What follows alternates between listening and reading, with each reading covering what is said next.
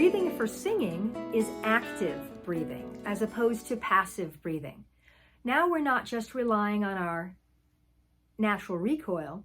We are controlling the air pressure as it's going out. We are controlling the volume of air coming in to maximize our effectiveness for whatever the task is that we're working on. So for instance, if we're breathing in and we know we have a long phrase coming, we got some long hallelujah or something with a lot of melismas floating around, it's important for us to make sure we have enough breath for that particular phrase, right? So we take in a large breath and we control the exhale of it so that we can sing for a longer period of time. But how do you do that? That breath management, that breath support, how do you do that? There are many different ways to breathe. And if you have one teacher and then you have another teacher, they may teach it differently. So I apologize ahead of time if you've heard this differently than you have now. But this is what I teach. There are 4 ways you can breathe. 1, clavicular or athletic breathing. You're breathing high in your chest. Imagine an athlete. A little bit of air in, a little bit of air out. Get that oxygen, get rid of that carbon dioxide. We are running. It also sometimes involves raising up your shoulders, lifting your chest high. Now, of course, if you were ever in a show where you had to wear a restrictive costume, you might have to breathe that way. And it is doable, but it's not the most effective for singing. Number 2, thoracic breathing. It is still involving your rib cage, but now we're going a little bit lower.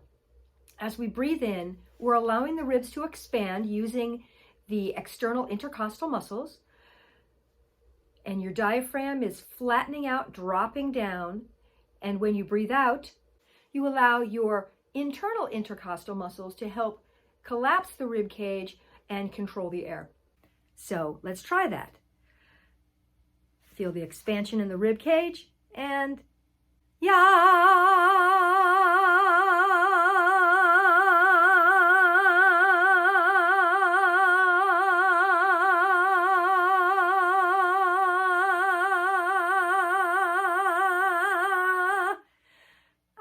pretty long using that style of breathing.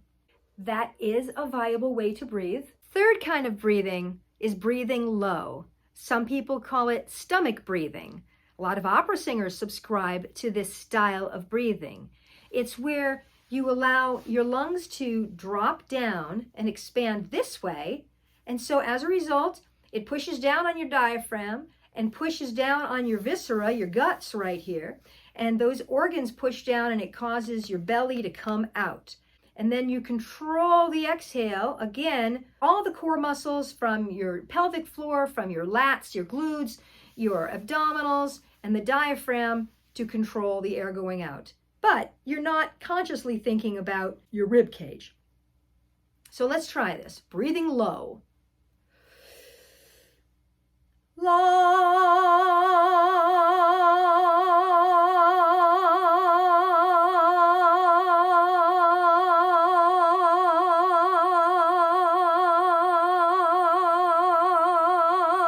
I could keep going.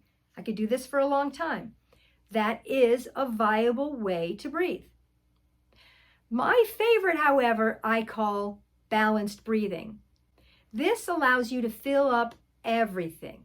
You're going to take a deep breath in, allow your rib cage to expand and your stomach to expand. So you're allowing your ribs to drop down and to expand 360 in the rib cage. On the exhale, you'll keep that rib cage open and control that exhale from here, from the gut. Let's try it. Deep breath in, fill everything up, just dropping the breath in and filling up your balloon.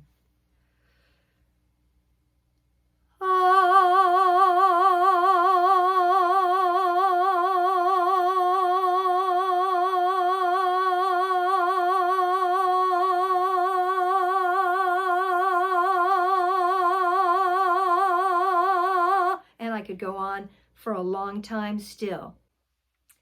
To recap, our 4 kinds of breathing. 1, athletic or clavicular breathing, breathing high. 2, thoracic, also chest breathing, allowing your rib cage to expand,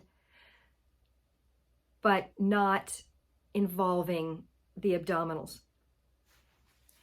3, belly or abdominal breathing, allowing your rib cage to drop down, expanding down below. Number 4, balanced breathing, incorporating both the rib cage and the stomach. Try it for yourself. And our mighty Savior Jesus, and how he helped me change to let